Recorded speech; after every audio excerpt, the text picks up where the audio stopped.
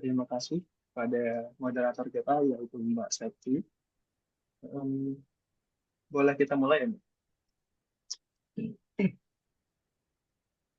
Langsung dimulai nih, Mbak.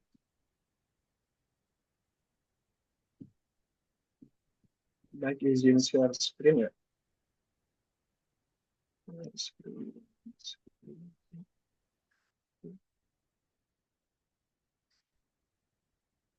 Apakah sudah terlihat share screen-nya,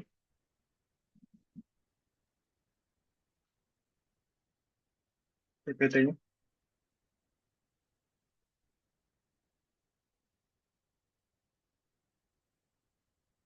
Oke, baik. Assalamualaikum warahmatullahi wabarakatuh. Terima kasih atas kesempatannya. Pada kesempatan kali ini saya akan mempresentasikan materi dengan judul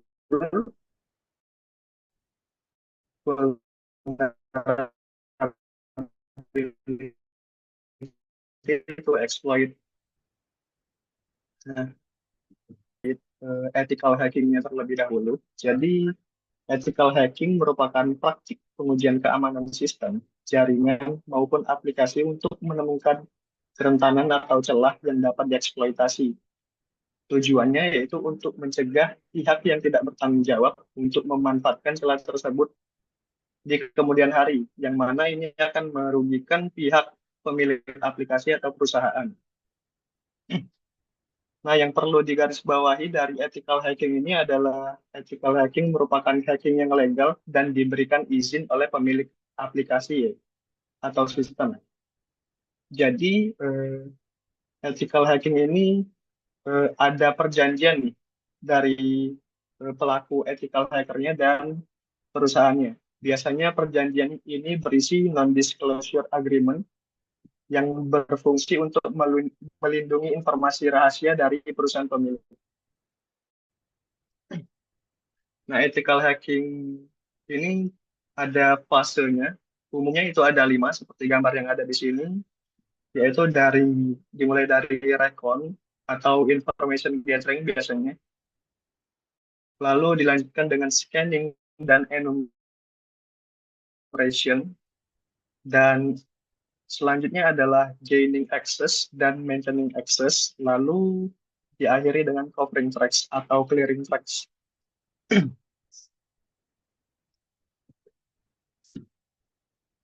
Nah, reconnaissance ini atau information gathering merupakan fase untuk mengumpulkan informasi mengenai target sebanyak mungkin dengan tujuan untuk mengetahui tentang jaringan, domain, maupun aplikasi yang dimiliki target kita. Ini merupakan fase awal yang sangat penting agar kita tidak salah target. Nah, nanti akan ada eh, recon juga, namun disebut scanning dan enumeration. Bedanya di sini adalah information gathering yang ini dikumpulkan secara pasif ya, atau tidak melakukan kontak langsung ke sistem target untuk menghindari terdeteksi dari sistem keamanan target. Untuk gambarannya seperti information gathering ini ada banyak caranya sih. Ada terbagi menjadi 2 ya. Yang pertama bisa dari fisik atau sosial, seperti misal Unsri nih mau minta audit keamanannya. Eh, Information gathering awalnya itu bisa mencari lokasi informasi Unsri seperti di satelit, image, atau dari drone, atau dari layout keamanan targetnya di Unsri itu gimana. Terus siapa aja yang bekerja di sana gitu. Employee-nya dicari, nama, titelnya, manajer, serta email pribadinya begitu juga dicari dari information gathering ini. Itu namanya passive recon. Kita nggak nyentuh secara langsung.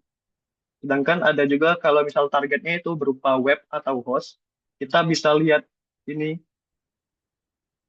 target validation menggunakan whois, menggunakan NS lookup, menggunakan DNS recon juga, atau kita juga bisa melakukan finding subdomainnya. Finding subdomain, misal unsri.ac.id. Itu kan biasanya banyak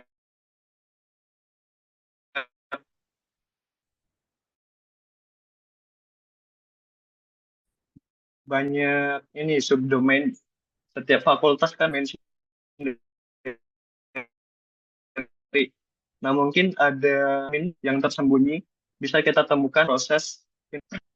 Lalu selanjutnya ada juga mencari data breach. Misalnya sebuah perusahaan target kita yang tidak bertanggung jawab dan data-datanya disebarluaskan di forum-forum gitu.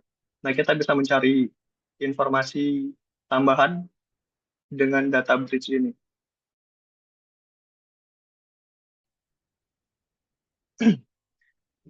Hmm, Lalu proses scanning dan enumeration ini fase yang akan kita bahas lebih detail nanti. Information gathering, mengumpulkan informasi lebih detail. Tools yang biasanya digunakan pada fase ini adalah Nmap atau Metasploit atau kita explore manual sistem tersebut dengan mengakses secara langsung. Nanti informasinya kita kumpul lanjut ke fase berikut.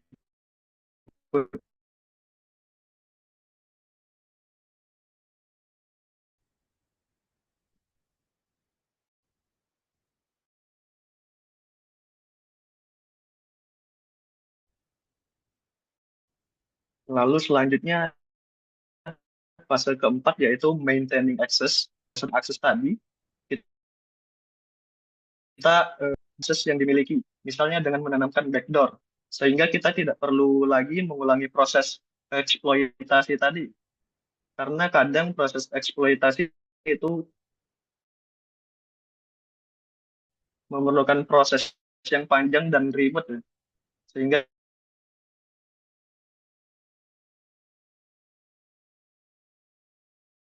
kita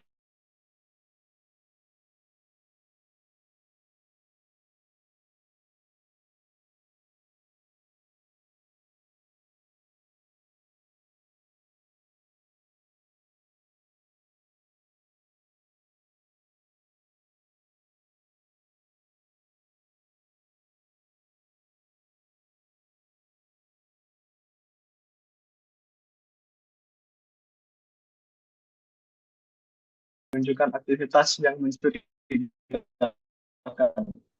Jadi kan dari banyak proses eh, scanning dan enumeration hingga exploitation dan privilege escalation tadi, kita kan bakal banyak meninggalkan jejak tuh. Nah, gimana sih caranya kita menghapus jejak-jejak itu agar tidak terdeteksi oleh mereka gitu? Oke, selanjutnya kita akan membahas lebih detail scanning dan enumeration. Apa sih perbedaan scanning dan enumeration? Nah, scanning merupakan eh, fase yang dilakukan untuk mendapatkan peta awal mengenai mengenai sistem target seperti port dan layanan yang aktif pada sistem mereka. Contoh di suatu suatu sistem atau suatu IP nih, kita lakukan scanning nih, ada port berapa aja sih yang terbuka dan misal ada service FTP, ada service SSH di port 22 kan biasanya. Lalu ada website biasanya di port 80 dan port 443. Nah, itu scanning. Kita scanning biasanya tujuan untuk mendapatkan port yang terbuka aja dan layanan apa aja yang terbuka. Lalu ada dilanjutkan dengan enumeration. Enumeration adalah langkah lanjutan untuk mengambil informasi lebih detail dari layanan yang terbuka, seperti mengekstrak informasi sensitif dari setiap port dan layanan yang ada di port tersebut. Nah, di sini kita contohkan jika kita sudah tahu nih ada port 80 dan port 443 yaitu HTTP yang kita dapatkan.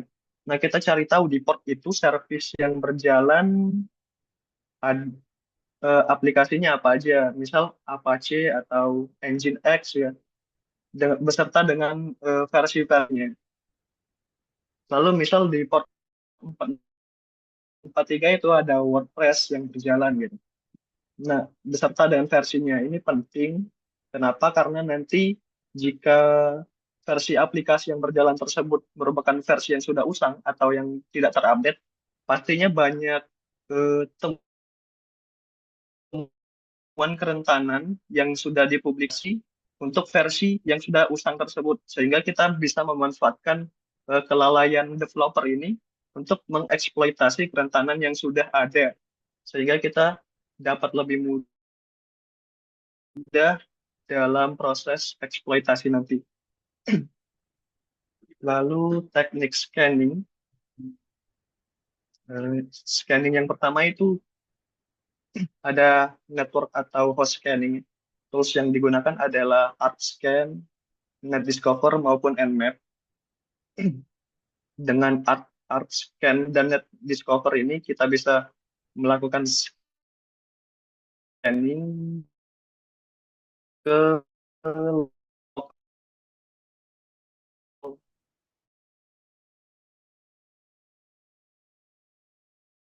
jadi contohnya misal kita berada di jaringan WiFi kampus Unsri ini, ada printer yang connect selain HP kita atau ada laptop admin yang connect gitu.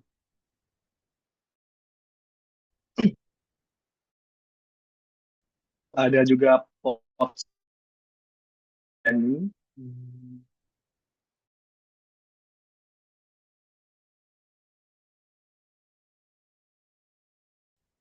Ini port scanning tadi kita bisa port scanning ada dua tipe, TCP dan UDP protokol yang berbeda. Jadi beda. Shift di tiap-tiap port untuk mencari tahu port mana aja yang terbuka gitu. Lalu di sini juga kita bisa melakukan eh, menambahkan option V di setelah ST ini kan. Nah, V ini berfungsi untuk mencari tahu version version dari aplikasi yang berjalan gitu. Seperti yang sudah kita lihat sebelumnya. Nah, V-nya itu berfungsi untuk ngeprint eh, aplikasi ini aplikasi apa dan versi berapa itu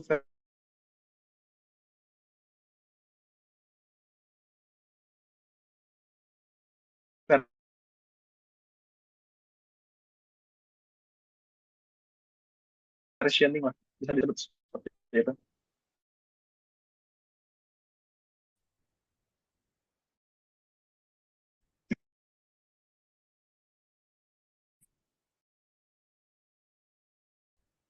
Itu ada juga null, fin dan xmesh scan. Ini jarang digunakan, tapi ini merupakan salah tiga teknik firewall evasion juga atau penghindaran firewall. Untuk yang scan null ini kita akan mengirimkan flag null. Lalu untuk fin kita akan mengirimkan flag fin dan xmesh akan mengirimkan tiga flag PSH, argent dan fin. Nah, untuk null menggunakan bin SN, lalu fin min SF, dan xmesh min SX. Teknik enumeration, sebenarnya teknik enumeration ini ada banyak ya. Misal kita menemukan port HTTP, nah kita akan enumerasi dengan cara yang berbeda dengan enumerasi SMB. Nanti kita akan praktekkan itu. Mungkin kita demonstrasi dari proses recon. Kita akan berfokus pada scanning dan enumeration. Tapi kita akan melakukan recon terlebih dahulu. Mencontohkan recon terlebih dahulu.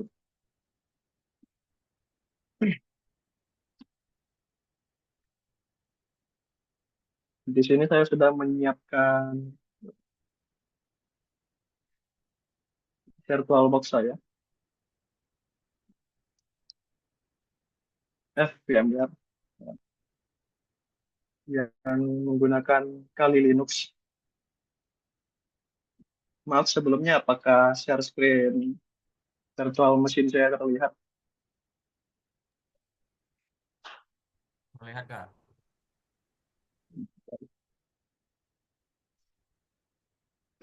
Mungkin kita contohkan dari proses recon ya, atau information gathering tadi.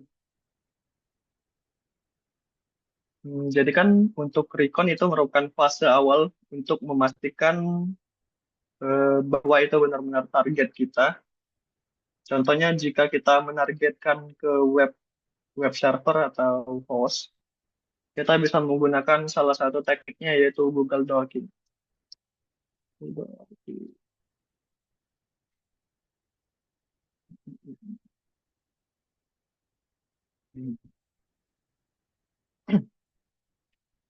Nah, dengan Google Docking ini kita bisa mencari eh, informasi lebih lebih banyak tentang target kita dengan googling dengan cara yang lebih spesifik.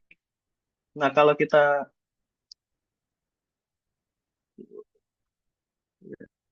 menggunakan Google seperti biasa kan, misal kita mau nyari informasi tentang Unsri, nah yang diberikan oleh Google nih kan, yang dikembalikan oleh Google kan nggak cuma websitenya Unsri aja nih, tapi banyak tentang web manapun yang ada kata Unsrinya kan. Nah, sedangkan dengan Google Docking ini kita bisa mencari eh, sistem target dengan lebih spesifik. Misal kita ingin mencari subdomain-subdomain apa aja yang ada di website Unsri, tanpa perlu kita melihat informasi-informasi yang tidak berguna seperti ini. Karena kan susah ya kalau kita mau cari satu persatu gini. Contohnya ini ada lebih besar.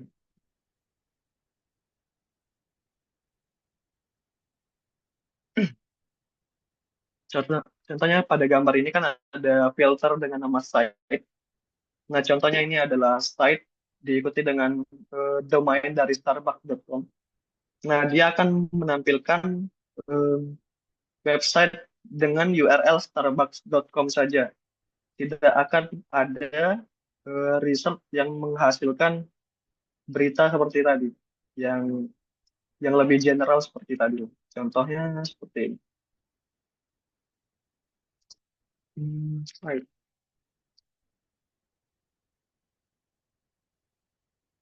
Nah, di sini kan terlihat ya bahwa kita mendapatkan hasil googling yang lebih spesifik di mana isinya ini URL Unsri semua dengan berbagai berbagai subdomainnya. Ini ada LP, 3MP, dan seterusnya. Jadi dari hasil googling yang ini tidak akan ada hasil-hasil yang tidak relevan. Itu salah satu contohnya. Nah, dari sini kita kita bisa mengumpulkan nih URL-URL ini. Ini kan setiap subdomainnya website yang berbeda, tentu berada di server yang berbeda bisa jadi kan. Bisa juga di develop dengan developer yang berbeda. Ini bisa menjadi salah satu pintu masuk kita untuk nanti bisa kita lakukan eh, scanning dan enumeration lebih lanjut di tiap-tiap subdomain ini.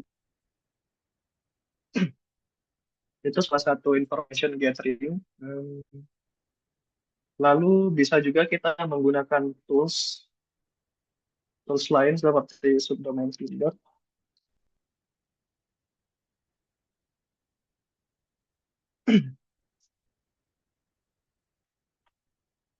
Nah, ini merupakan aplikasi yang lebih simpel untuk mencari list-list subdomain, misal Unsri.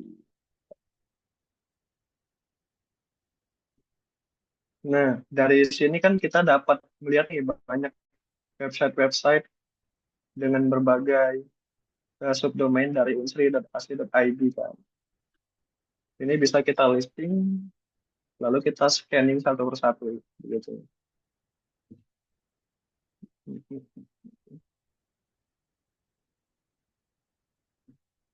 Oke, itu salah satu contoh dari scan information gathering tadi. Kita akan melanjutkan ke proses scanning dan enumeration. Dengan cara,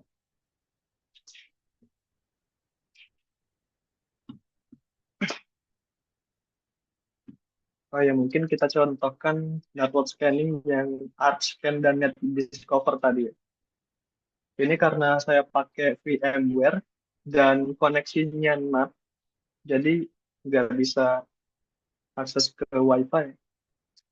Harusnya network di VMware-nya saya setting ke bridge dulu tadi. Kita contohin ArcScan.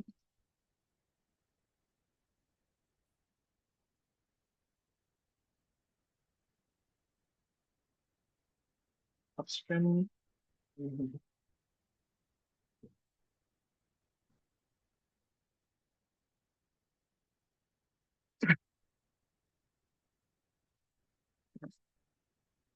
Nah, di sini kita menggunakan komen ArcScan min L, yang mana L itu kalau nggak salah ini lokal lokal network. Jadi dengan ArcScan ini kita bisa mendeteksi network apa aja yang apa aja yang ada di sekitar kita.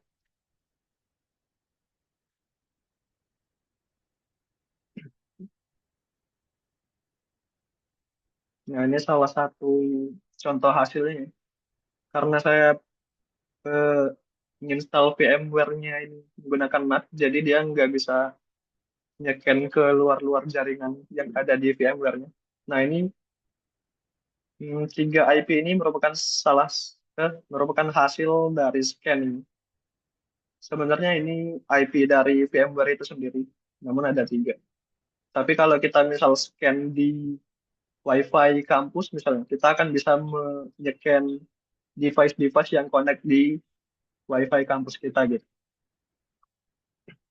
Ada juga yang serupa seperti ArcScan ini, NetDiscover. NetDiscover, kita cek dari IP kita.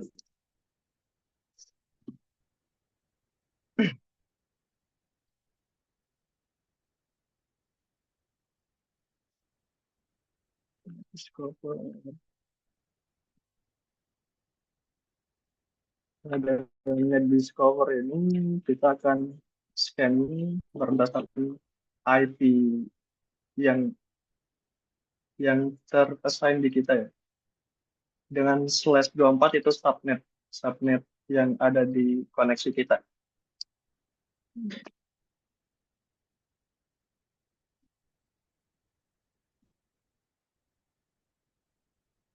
Nah, ini hasilnya serupa dengan ArcScan tadi, namun dia ada hasil deteksi MAC-nya, MAC address-nya.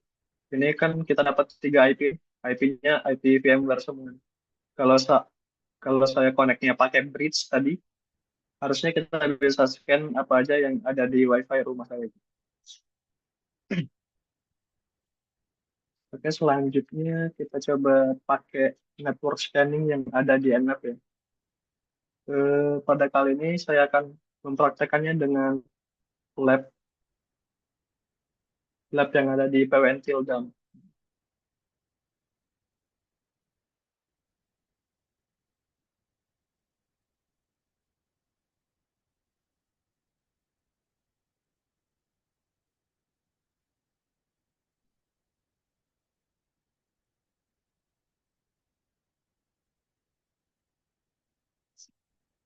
Nah, jadi PWN Tildam ini apa? Ini merupakan kumpulan lab penetration testing yang dibuat oleh Wisling Group.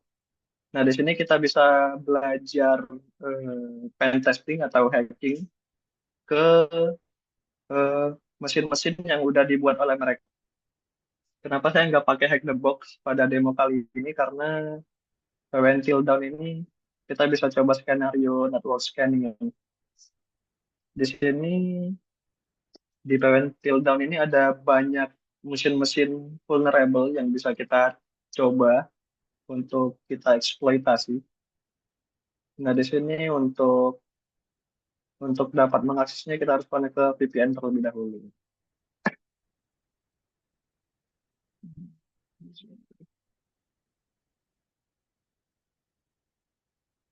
Kita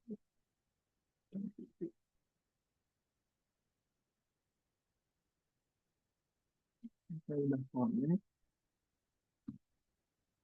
Oke, kita udah connect ke server PWN Till Down ya. Nah, di sini kita akan mempraktekkan network scanning tadi. Kita akan scan ada host apa aja yang aktif di PWN Till Down Network ini. Dengan kita akan menggunakan Nmap sebagai tools. Eh, Di PWN Till Down ini kita akan scan network dari range 10.150.150.10 sampai titik 254. Nah, di sini kita bisa scan menggunakan Nmap. Ini ini saya udah coba di sini.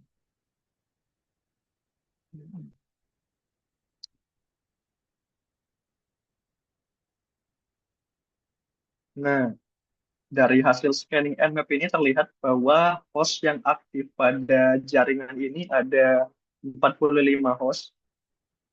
Berikut juga dengan IP-IP-nya. Ada IP 11, ada 12, 17, 18, dan seterusnya. Nah, di tiap-tiap host yang aktif ini, nanti kita bisa lanjutkan untuk port scanning. Port scanning. Lalu kita lanjutkan dengan enumeration tiap-tiap portnya.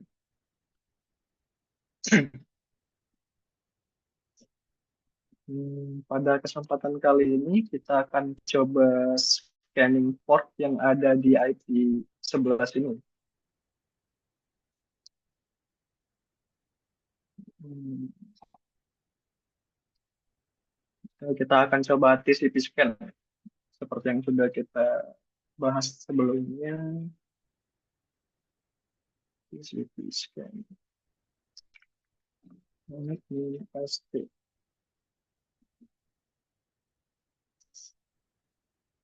Ini kan TCP TCP scan yang biasa ya.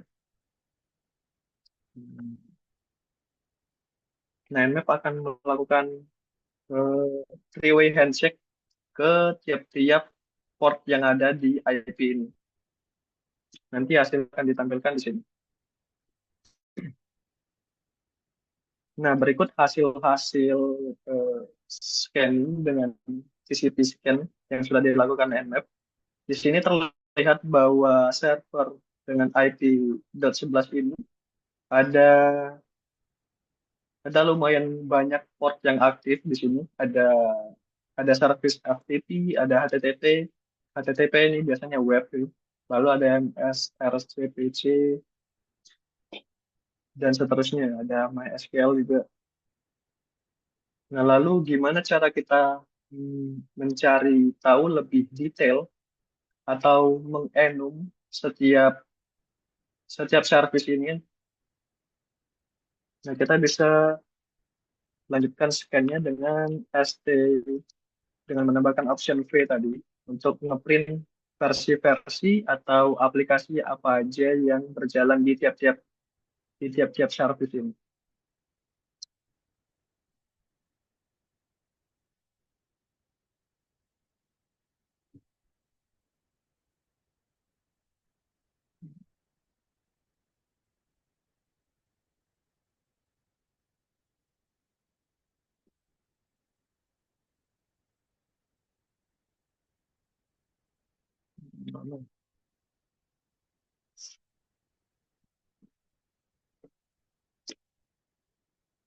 Sebenarnya kalau tanpa Nmap juga kita bisa explore manual ya dengan menggunakan Telnet atau dengan Netcat. Tapi kan di sini kita ada tools yang mempermudah kita untuk proses scanning ini, sehingga akan mempercepat proses kita dalam setiap fase tersebut.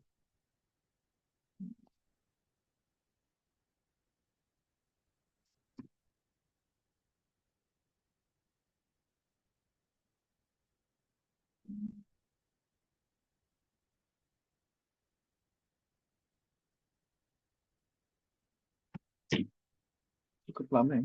Mungkin kita bisa langsung sembari menunggu kita bisa demoin UDP scan. Oh iya, sepertinya kita belum bahas UDP scan tadi.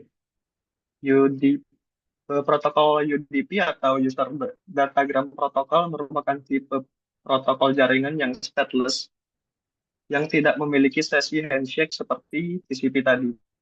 Protokol ini tidak mengutamakan untuk eh, paket terkirim dengan aman dan secara utuh seperti TCP. Nah, protokol UDP ini lebih mengutamakan kecepatan. Kalau untuk TCP kan biasanya kita pakai untuk biasanya dipakai untuk mengirim mengirim pesan seperti email gitu dan website. Nah, sedangkan di UDP ini biasanya digunakan untuk streaming media, video atau game online biasanya yang menggunakan UDP. Karena karena dia mengutamakan kecepatan dibanding keandalan seperti itu situ tadi.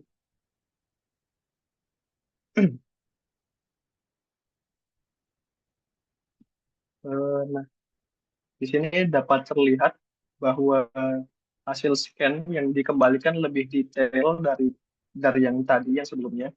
Di sini kita bisa melihat version service yang berjalan. Ini Xlite FTPD versi 3.9, Apache versi 24, gitu, dan seterusnya. Informasi-informasi ini penting untuk proses eksploitasi nanti. Kita akan enumerasi lebih dalam mengenai tiap-tiap versi dan tiap-tiap aplikasi yang ada di port yang terbuka ini. Lalu tidak lupa pula kita scan UDP.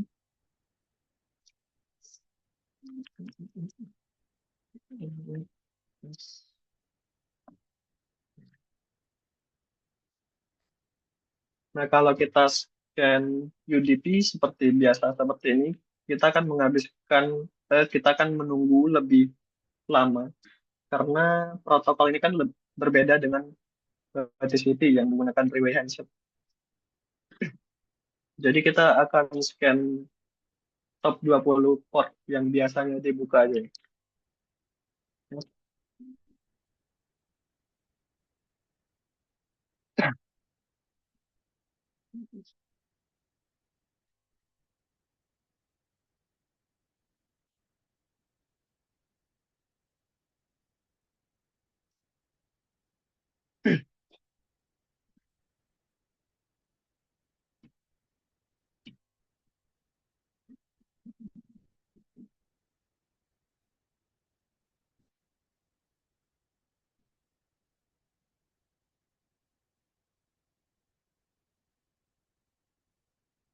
Nah, di sini kita dapat melihat hasil eh, beberapa port UDP yang terbuka. Hmm, Nah, di sini cuma sedikit port UDP yang terbuka ya. Ini tutup. Yang yang terbuka hanya port 123, 137, 138, 500, dan 4500. Nah, dari port UDP ini kita juga kemungkinan dapat mencari informasi lebih lanjut dan dapat kita eksploitasi nantinya.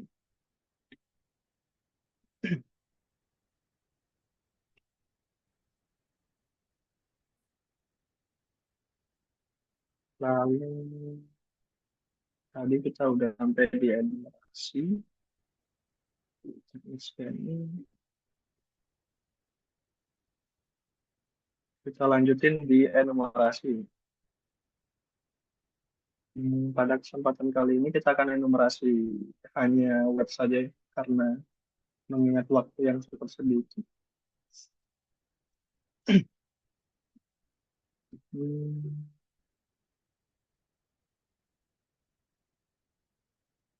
Di sini tadi kan kita dapat melihat bahwa port 80 atau ya port 80 dan port 443 dari IP 10.150.11 ini terbuka.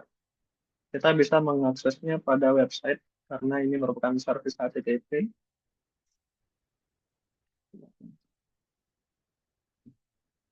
Nah, di sini kan kita sudah dapat dapat mengakses salah satu port yang aktif di IP ini ya, di IP target kita. Jadi kan tiap-tiap port ini menggunakan, jadi kan tiap-tiap port ini dapat diakses dengan cara yang berbeda ya, karena service yang berjalan itu berbeda. Ini MySQL kan dia juga terintegrasi dengan website biasanya kan. Cara aksesnya juga berbeda atau FTP juga berbeda. Nah, pada kali ini kita akan enumerasi yang HTTP atau HTTPS. Enumerasi yang dilakukan pada website ini biasanya kita akan explore manual sih di tiap-tiap fitur yang ada di sini di webnya. Misal ada fitur sign in di sini. Kita coba kita coba login dengan username yang asal atau kita coba default credential dari seorang admin gitu kan. Lalu kita juga bisa mengumpulkan informasi tentang teknologi apa aja yang berjalan di website ini. Ada banyak cara untuk mencari tahunya, salah satunya menggunakan extension Localizer ini. Dari sini kan kita dapat melihat nih bahwa operating sistemnya itu Windows Server, ada web server extensionnya, ada library JavaScript-nya, serta informasi detail mengenai web servernya. Bahkan bahasa programnya juga dapat kita kumpulkan dari Wapalizer ini. Lalu selain itu kita juga bisa menggunakan tools yang namanya Nikto untuk mencari vulnerability secara otomatis di website. Misalnya dilihat untuk host, lalu diikuti dengan URL target kita.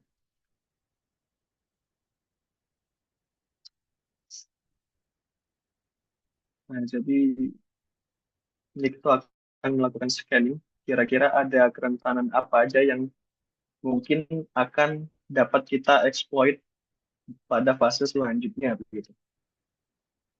Ini belum selesai sih scan. Lalu kita juga bisa mencari ini, mencari direktori-direktori sembunyi menggunakan banyak tools, contohnya Dircert atau FFUF atau Wifast dan lain-lain.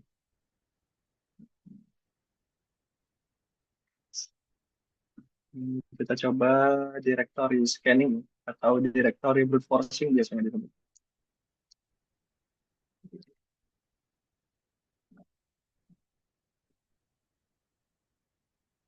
Hmm.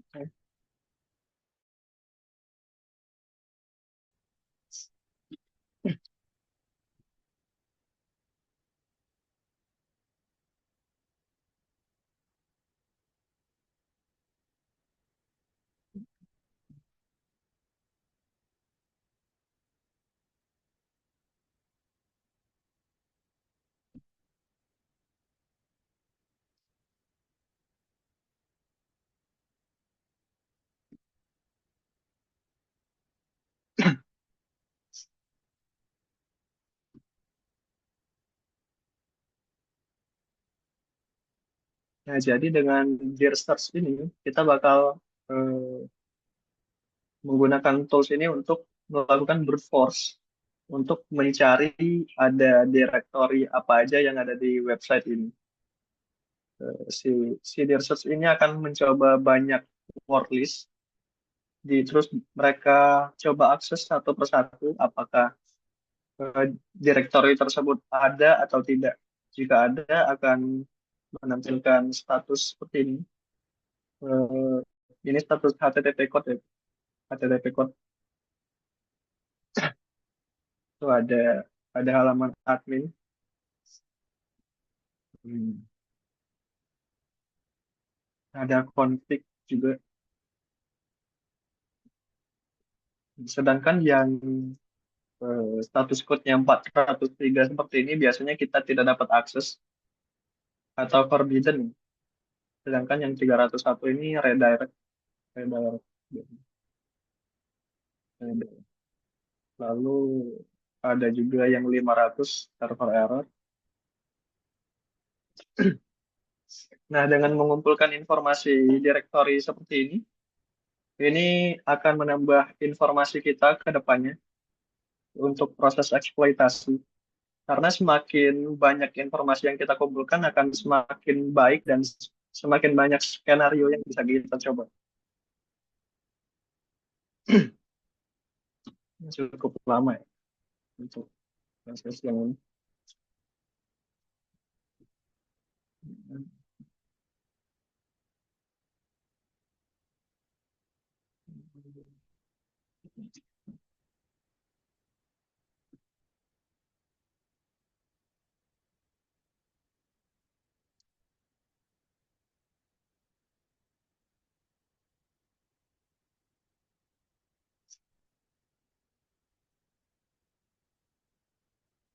Mungkin kita lanjutkan terlebih dahulu sembari menunggu hasil scan dari itu. Selanjutnya dari informasi informasi enumeration yang ini tadi, kita bisa mencari potensial vulnerability seperti yang saya bilang tadi. Mungkin saja versi dari service yang berjalan ini ada ada kerentanan ada kerentanannya yang sudah dipublikasikan. Bisa saja versi ini versi yang sudah usang. Yang terbarunya misal versi 4, sedangkan yang 3 sudah tidak dianjurkan lagi untuk dipakai karena ada kerentanan tertentu gitu. Kita bisa mencarinya dengan menggunakan search void.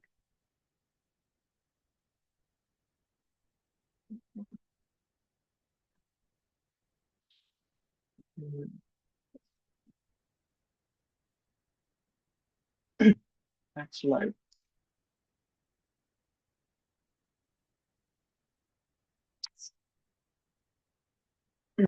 Nah, di sini dapat terlihat bahwa ada banyak hmm, aplikasi TextLight yang rentan pada beberapa versi spesifik seperti 3931 ini. Nah, yang ini kan termasuk di versi ini, yang rentan ini. Nah, kita bisa mencoba mencoba kerentanan buffer overflow ini kita eksploitasi ke server yang kita targetkan ini, yang menggunakan versi yang sudah usang ini. Namun ini kan tipe kerentanannya itu DOS.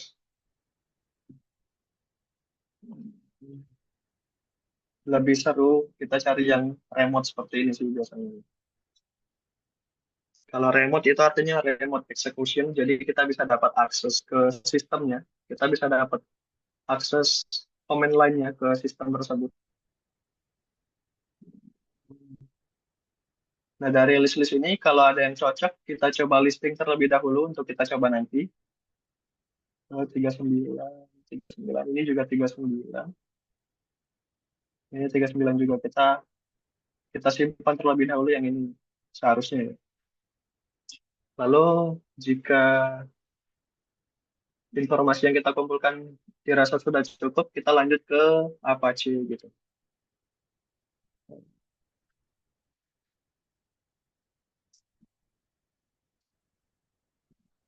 Ini 24.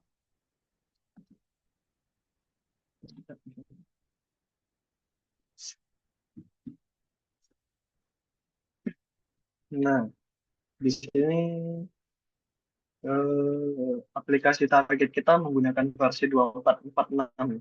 2446. Kita coba cocokkan di sini ada nggak yang pakai 2446 yang serupa.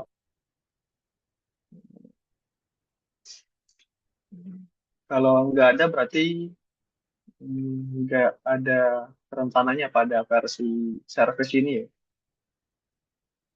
Kita bisa skip pada port ini kalau begitu.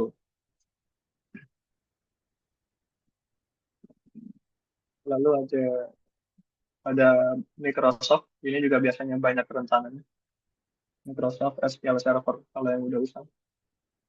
Kita bisa coba cari juga subscribe di subscribe atau kita cari juga di misalnya di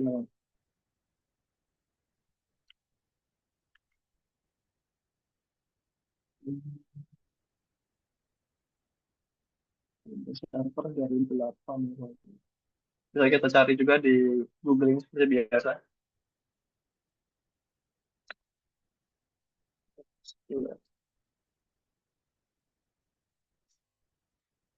Nah, biasanya di exploit DB ini tersedia script-script yang bisa kita pakai untuk eksploitasi pada versi aplikasi tertentu seperti itu tadi. Nah, informasi-informasi seperti ini yang kita kumpulkan, yang nantinya akan kita eksekusi pada saat fase exploitation tadi.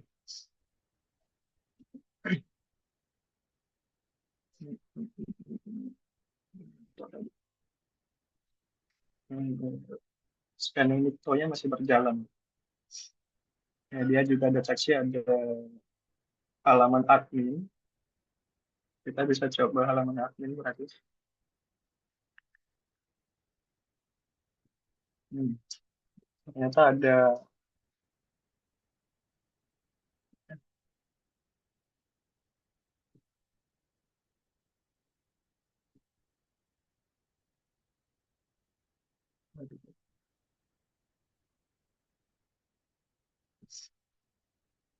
ada source code, ada source code PHP yang mungkin bisa kita download ya, atau kita baca.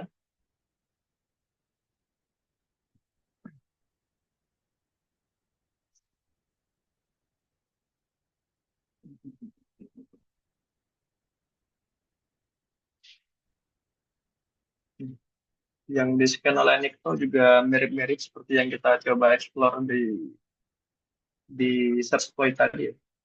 Dia mendeteksi bahwa versi Apache yang ada itu sudah outdated. Yang terbaru itu di versi 815. Eh, iya versi 2454.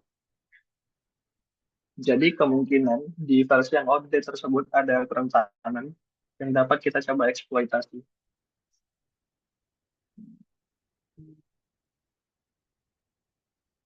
Baik, mungkin sekian. Ada yang ingin ditanyakan, teman-teman? Hmm, Saya kembalikan kepada moderator, Mbak Sati. Aplikasi yang dibuat oleh oleh software house itu dapat kita pastikan sendiri bahwa itu aman. Mungkin jika untuk software house yang belum bisa untuk menggunakan jasa audit keamanan seperti penetration testing seperti itu, mungkin bisa dipelajari terlebih dahulu tentang framework OWASP Top 10 namanya. Nah, untuk saya sendiri yang bekerja di industri vendor cybersecurity ini berpatokannya menggunakan OWASP Top 10 ini, Pak. Jadi di sini sangat direkomendasikan untuk para developer maupun orang cybersecurity memahami tiap-tiap kerentanan umum yang ada di website application misalnya. Nah, di sini dapat terlihat ada 10 eh, 10 yang top yang paling banyak ditemukan di web aplikasi. Kerentanan yang paling banyak ditemukan itu ada broken access control atau cryptography failure. Nah, ini kan OWASP Top 10 ini selalu diupdate ya setiap 4 tahun atau 5 tahun sekali.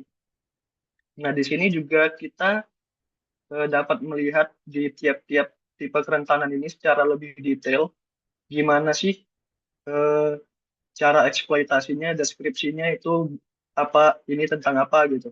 Terus ada juga cara preventifnya gimana gitu. Jadi, nah di sini juga ada contoh attack skenario-nya.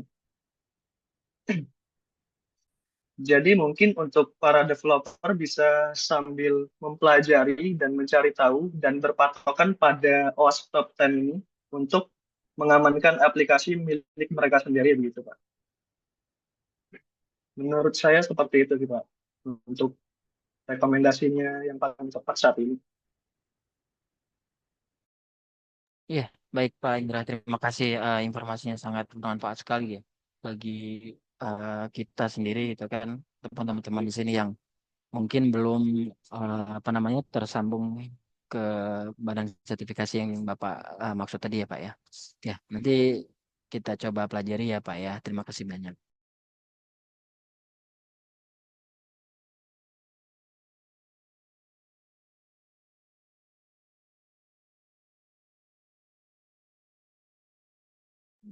Baik, sama-sama, Pak. Saya kembalikan ke moderator. Izin bertanya lagi Pak Indra, itu saya coba akses ke websitenya. Itu ada apa namanya berbayarnya ya atau emang itu free open source untuk yang direkomendasikan tadi? Kalau saya lihat ini ada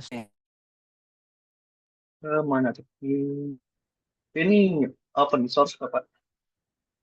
Store ini mungkin semacam semacam produk yang mereka jual aja ya. Tapi untuk top 10-nya tadi, eh, untuk dokumentasi-dokumentasi yang dapat kita baca, informasi eh, untuk memperkuat aplikasi kita itu tetap open source, Pak. oh ya tetap open source ya.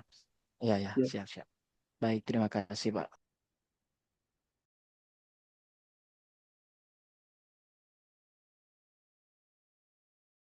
Baik, jika ada yang ingin bertanya lagi, dipersilakan.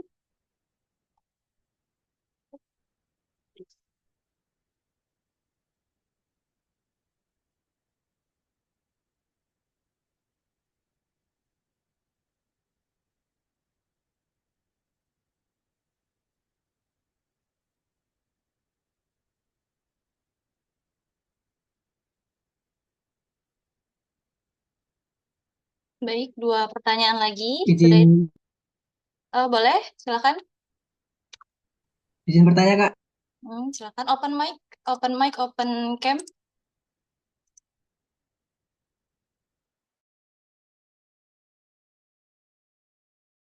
Pertanyaan saya itu ketika kita melakukan pentest itu biasanya minimal berapa orang dalam satu tim itu dan maksimalnya berapa? Nah, tadi Kak Indra membahas tentang WAP Top 10 itu apakah API testing itu termasuk dalam WAP Top 10 atau beda dalam pengujiannya atau bagaimana? Itu saja Kak. Terima kasih. Baik, terima kasih atas pertanyaannya. Akan saya jawab. Yang pertanyaan pertama tadi untuk minimal dan maksimal dalam pentas itu biasanya berapa orang gitu ya? Hmm, Baik, saya jawab. Mungkin kalau untuk di beberapa perusahaan sendiri itu berbeda-beda ya untuk ketentuannya dalam menghandle satu project. Kalau untuk di perusahaan saya sendiri itu terdapat 3 orang dalam satu tim dalam satu scope.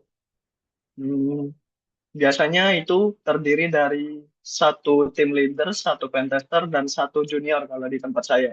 Namun ada juga di perusahaan lain itu dia dalam satu tim cuma 2 orang atau bahkan 1 orang karena tim leadernya suka menghandle banyak project gitu. Jadi kadang yang kerja itu satu pentas sendirian sih. Dan fungsi dari tim leader itu cuma mantau kerjaan aja biasanya. Nah, balik lagi, kalau semakin banyak scope yang dihandle, semakin banyak endpoint atau semakin banyak fitur yang pentest itu juga akan semakin banyak tim yang di-assign di sebuah tim tersebut ya. Jadi tidak ada minimal maksimal. Semua itu tergantung dari besar atau kecil scope atau project yang di-handle gitu. Untuk API testing sendiri, setahu saya itu ada OWASP Top 10 dengan kategorinya sendiri. Kalau tadi kan itu khusus untuk app application ya. Saya coba searching dulu untuk make sure.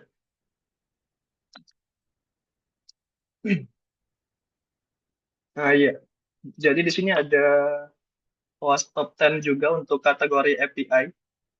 Jadi untuk yang tadi berbeda dengan yang ada di web application tadi.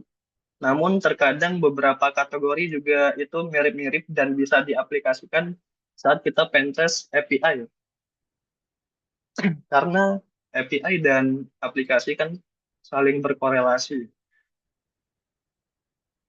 Mungkin sekian, apakah menjawab?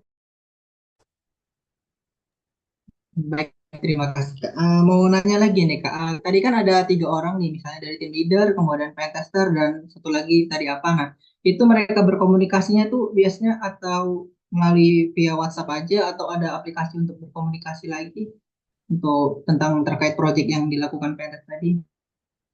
Oke, jadi untuk kalau di kalau untuk komunikasi ya sepertinya sesuai kebijakan perusahaan tersebut. Karena ada beberapa perusahaan yang menggunakan aplikasi khusus yang berbayar untuk mereka berkomunikasi. Hmm, Karena dengan aplikasi tersebut mereka merasa lebih secure dan lebih aman gitu. Karena kan yang dibicarakan di sini banyak rahasia dari klien begitu ya. Namun ada juga perusahaan yang menggunakan aplikasi-aplikasi biasa seperti WhatsApp atau Telegram tadi. Lalu apa lagi tadi?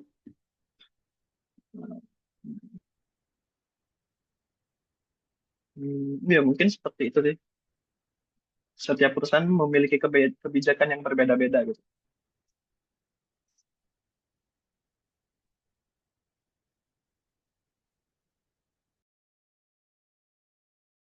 Ada nggak nih Kak, ada sertifikasi minimal standar di industri, terutama cyber security di bidang pentest itu ada minimal standar sertifikasinya nih Kak? Aja nih. Nice question sih. Mungkin untuk kita ya, teman-teman yang masih mahasiswa itu banyak yang kesulitan dalam mendapatkan sertifikasi. Tapi kan ada banyak cara ya untuk mendapatkan sertifikasi. Contohnya itu dari Kampus Merdeka, Digital and Kominfo, maupun sponsor dari dosen kita sendiri kadang ya.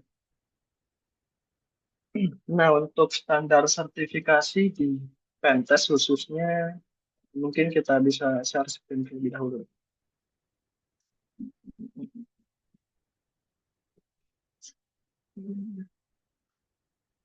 Sebentar ya.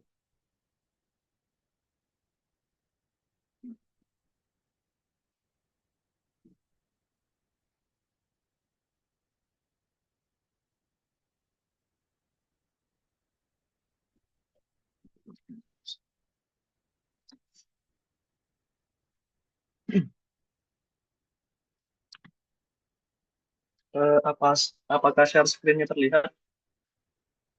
Masuk Kak? Nampak Kak? Oke. Nah, mungkin untuk industri vendor cybersecurity saat ini yang saya tahu ya, yang paling dipandang dan paling dicari itu yang OSCP ini.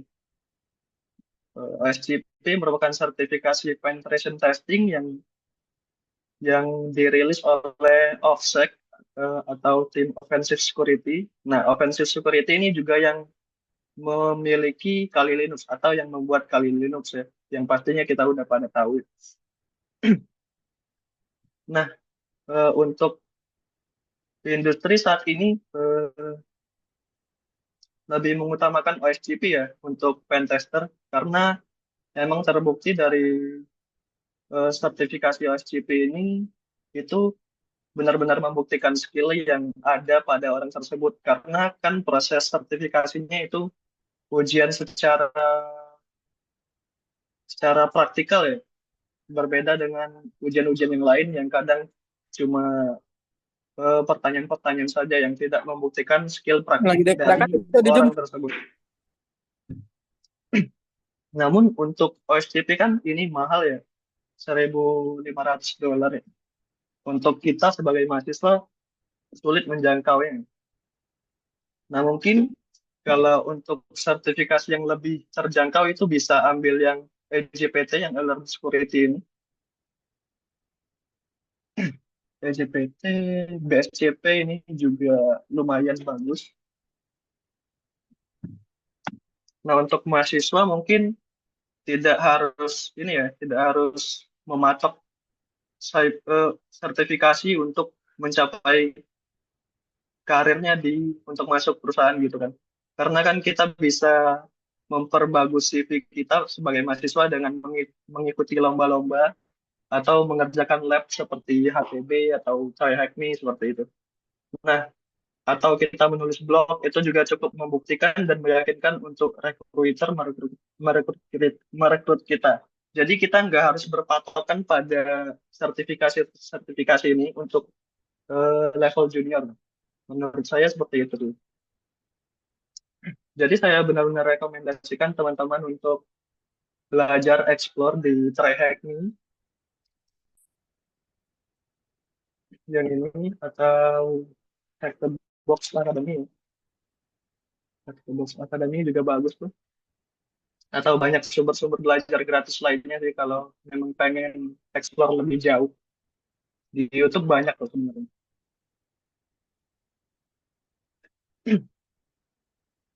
Jadi kesimpulannya untuk saat ini industri lebih mencari sertifikasi OSCP ya, menurut saya. Itu udah paling standar banget untuk seorang pentester.